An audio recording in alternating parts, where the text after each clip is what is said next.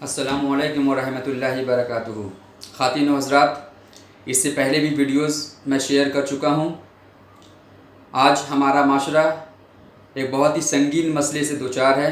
آج نہ کہہ کر یہ کہا جا سکتا ہے کہ گزشتہ کئی دہائیوں سے مسلم معاشرہ ایک بہت ہی بحران کی شکل میں بحران سے گزر رہا ہے، اور وہ ہے نکاح کا مشکل ہونا۔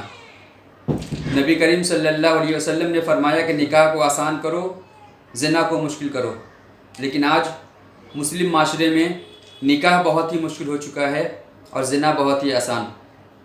گویا کہ ہم نبی کی سنت کو اور نبی کے قول کے خلاف عمل کر رہے ہیں۔ آج نکاح مشکل ہونے کی وجہ کیا ہے؟ اگر غور کریں تو سب سے بڑی جو وجہ ہے وہ ہے جہیز، اور یوں کہیں کہ ہر شخص کہہ رہا ہے لعنت جہیز ہے۔ حقیقت بھی ہے۔ آج جس کسی سے ملیے، جس سے بات کریں، کوئی شخص یہ نہیں کہتا کہ جہیز بہت اچھی چیز ہے۔ ہر کوئی یہی کہتا ہے کہ جہیز بہت لعنت ہے، جہیز صحیح نہیں ہے، جہیز لینا صحیح نہیں، ہم جہیز کے مخالفین میں سے ہیں۔ لیکن حقیقت کیا ہے؟ لوگ کہنے کے تو کہہ دیتے ہیں کہ جہیز نہیں لینا چاہیے، جہیز خراب ہے، جہیز لعنت ہے، لیکن پھر بھی اس جہیز کا رسم کا خاتمہ کیوں نہیں ہو رہا؟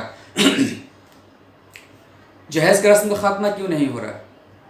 اس پہ اگر غور کیا جائے کیا وجہ ہے کہ لوگ زبانی تو کہہ رہے ہیں کہ جہیز ایک لعنت ہے، لیکن عملی طور سے جہیز کا خاتمہ نہیں ہو پا رہا ہے؟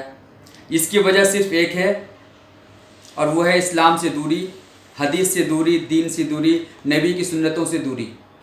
نہ جاننے کی بنا پر آج مسلمان غیروں کے راہ پہ چل چکا ہے اور غیروں کی نقالی کرتے ہوئے ان کے طریقوں کو اپنائے ہوئے ہے۔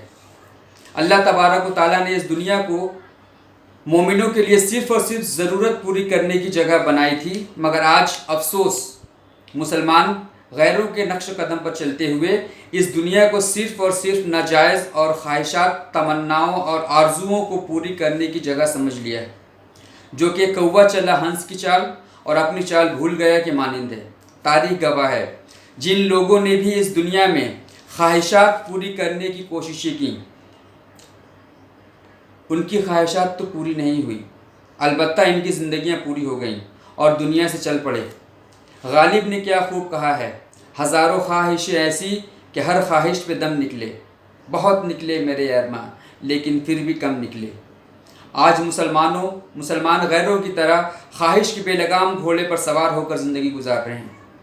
پیپسی کے اشتہار میں کیا خوب کہا ہے، یہ دل مانگے مور۔ یہ خواہش کا بے لگام گھوڑا اور کیے جاتا ہے، اور انسان اس کے چکر میں پھنس کر آخرت کو بھول جاتا ہے۔ خواہش کے اس بے لگام گھوڑے کو اسلام نے قرآن اور حدیث کی شکل میں لگام دیا تاکہ انسان اس بے لگام گھوڑے کو کنٹرول کر سکے۔ آج بھی جو انسان اس لگام کو تھامے ہوئے ہے وہ صحیح سمت میں سفر کر رہا ہے، اور جو لوگ اس لگام کو چھوڑے ہوئے ہیں، اس لگام سے دور ہیں، وہ غلط راہ پہ بھٹک کے چلے جا رہے ہیں۔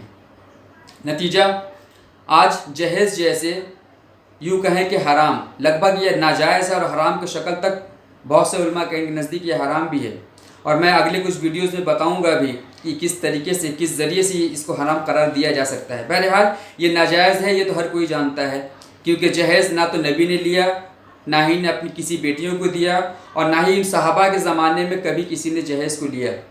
تو پھر یہ جہیز آیا کہاں سے؟ تو یہ جہیز آیا غیروں کے یہاں سے، غیروں کے یہاں اس کا چلن رہا ہے، اور آج مسلمان اپنے طریقے کو چھوڑ کر غیروں کے طریقے پر اپنائے ہوئے ہے۔ وجہ کیا ہے؟ صرف چند سکوں کے لیے اس دنیا میں حاصل کیے گئے چند سکے، یعنی کہ ان چند سکوں سے چاہے وہ پلنگ ہو، الماری ہو، فریج ہو، موٹر بائک ہو، کار ہو، ان تمام سامان کے لیے آج مسلمان نبی کے طریقے کو چھوڑ کر اس طرف بھاگ رہا ہے تاکہ کچھ پیسے آ جائیں۔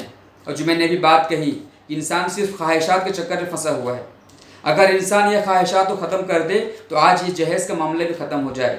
اور آج مسلم معاشرہ جس بحران کا شکار ہے، آج یہاں لڑکیوں کی شادی اور لڑکوں کی شادی جو ایک بہت بڑا مسئلہ کے شکل میں ابھر کر سامنے آیا ہے، یہ مسئلہ حل ہو جائے اور بہت ہی آسانیاں آ جائیں ہمارے معاشرے میں، لیکن اس خواہش کے بے لگام گھوڑے کی وجہ سے آج مسلمان اس گھوڑے پہ سوار ہو کر بے لگام گھوڑے کو لیے ہوئے بھاگے جا رہا ہے، اور غیر جس طریقے سے جس منزل کی طرف جانا چاہتے ہیں، آج مسلم معاشرہ بھی اسی منزل کی طرف چلا جا رہا ہے۔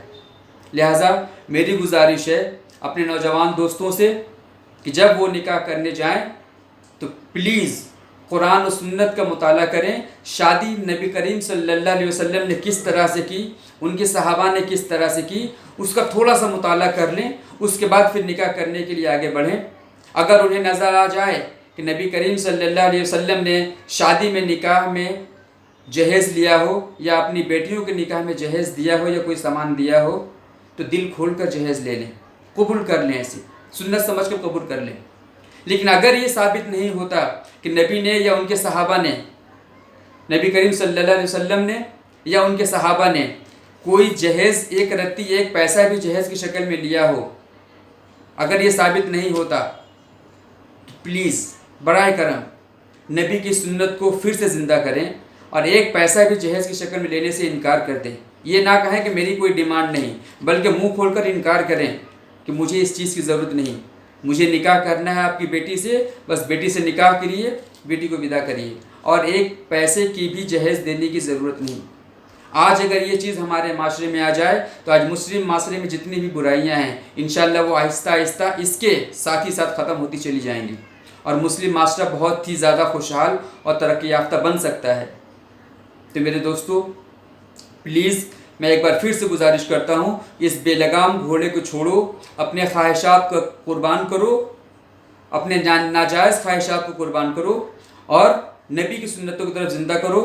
ہم نبی کے بہت سارے سنتوں کا انکار کرتے ہیں، یا یوں کہا کہ انکار نہیں کرتے، عمل نہیں کر پاتے، تو کم سے کم نبی کی اس ایک سنت پر تو عمل کر لیں.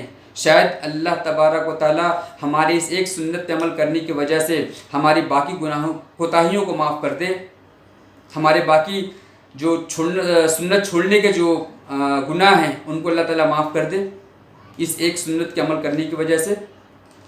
اور چونکہ اس سنت پہ عمل کرنے کا معاملہ معاشرے سے تعلق رکھتا ہے، پورے معاشرہ پورے سماج پہ ڈیپینڈ کرتا ہے، لہٰذا اگر یہ زندہ ہو جائے تو پورے معاشرے کی بھلائی اس میں ہے.